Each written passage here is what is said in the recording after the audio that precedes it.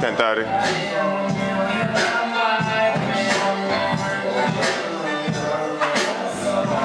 I was going for a month in Africa. One of the things I was missing was a motherfucking 40, my nigga. Show 'em what the brand is, man.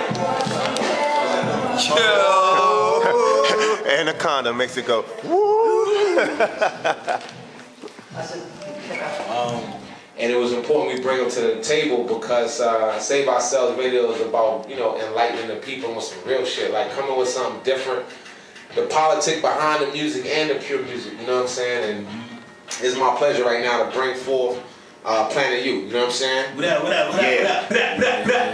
Yeah, stand up. And you know, I as an artist, I first of all like to say is, you know, before I get into an interview and shed light on shit, it's always important to get a resume. You know what I'm saying? Let the people know, you know, not only who you fucking with, you know, where you from, how your shit developed, but you know, just what's the inspiration behind what you do. You know what I'm saying? So I want to start, you know, with culture because I know you first. I know you from like almost a decade now. Early indeed. I want you to start and just give light on the click from your perspective, introduce yourself, and just, you know, let the people know in PNC world what you fucking with, you know what I'm saying? PNC world, what's going on? It's your boy Shawnee Culture, the Lionheart Soldier, runaway slave, from into the planet ubiquity, you know what I'm saying? We right here with two of my soldiers in the clique, we 5 deep, and we got the violent player Fear None on the side, and the drummer Sean Kelly.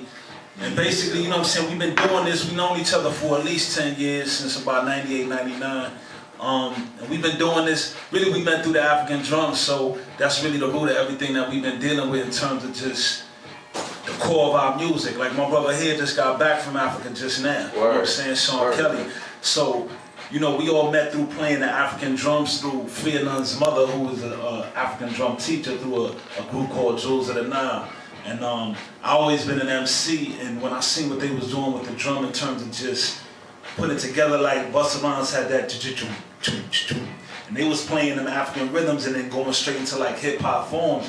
And it was like, yo, all right, I'll do shows. Let's put something together and let's bring this to the masses. And we formed this collaboration that was able to put this hip hop with the original music that we come from and make this marriage that just was like smooth and just was accepted by the people. It was a good look. Damn, that shit sounds strong right there, man. I love that. I love that. It's good energy whenever we in a place, whenever we rock a show. It's just natural vibes. You know, we all natural entertainers. Nothing composed or conjured up. You know what I'm saying? It's just like natural free vibes and people receive it in a lovely way. So I'm happy. Yeah, that's beautiful, man. So it's been like a decade then.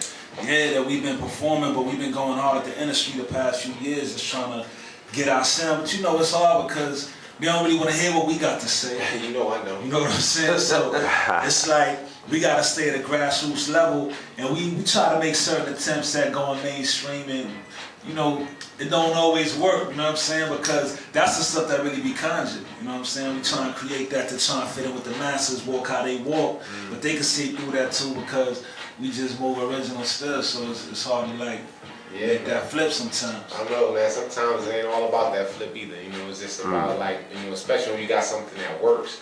It's about understanding what it takes to keep that working. You know what I'm saying? And keeping it pure. You know what I mean? But yo, you just need to link up with like-minded soldiers and, you know, keep that army strong, and it's gonna work out.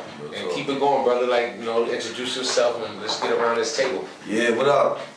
Sean Kelly. Yeah. Representing Queens. Kill yo. Yeah. Drummer in Queens. Originally Flushing and Queens Village. You know what I'm saying? Bounced around a lot. Now I'm living in BK. Tell them why you just came from the motherland, rude boy. Yeah, I was just talking. It was wild. I've been home a couple days. I was feeling to drink a 40 because I ain't had a 40 in so long. I just had a 40 of Old East. So I'm feeling. I'm going back to '92 right now. Yeah. But yeah, I was just talking about culture, man. As wild as I just put these sneakers on and I still got mud on my soles. You know what I'm saying? From Angola. I was in Angola, Luanda. I was out there. They had they're doing the African Cup. So it's like the soccer tournament for the whole continent of Africa, and they having the World Cup in South Africa. So we was out there doing that, but it's just a trip to be like back in the hood, and just like a couple days ago, I was like walking in the streets, you know what I'm saying, walking with our people. You know what I'm saying? In Angola, wow. Yeah, Angola's the hood. That's where they took 50 chain in Angola. That's when they talking about they hood and they wild, but you know they people, man. They family. They just like us, looking for a way to get out their situation. You know, but in terms of myself, I'm a drummer, percussionist. I play drum set. I play a lot of hand percussion, classical percussion. I'm also a lyricist. I've been rhyming as long as I've been drumming, and that's what I bring to the table with the band. Do a little production, and I've taken a lot of the rhythms that I've learned over the years that I've been studying and try to bring that to the production side. You know, so everything that we do musically has a lot of stories. You know what I mean? So when I met Culture, I was really just coming from college, and I was kind of going through it. My grandfather had passed, so I really was on some other shit. You know what I'm saying? And Shay Sean's moms was like, yo, I want you to come and meet this brother. You know, he's a positive cat. And I was like, alright, whatever. You know, grandpa's died. I'm just drumming just because that's what I do. And we linked up, and he was actually from Queens like me. You know what I mean? Yeah. So we was just like a couple of steps away from one another. And myself and Shay Sean, the violinist, actually went to Harlem School of the Arts together. So I was there from 11 to 18. That's where I got my knowledge of music, reading music and all of that. And myself and Shay Sean went to University of Massachusetts together with 2 other cats. UMass and which one? UMass Amherst. Okay. Yeah, so I was up there on a jazz scholarship doing that. But the more me and Culture chopped it up, the more we had in common.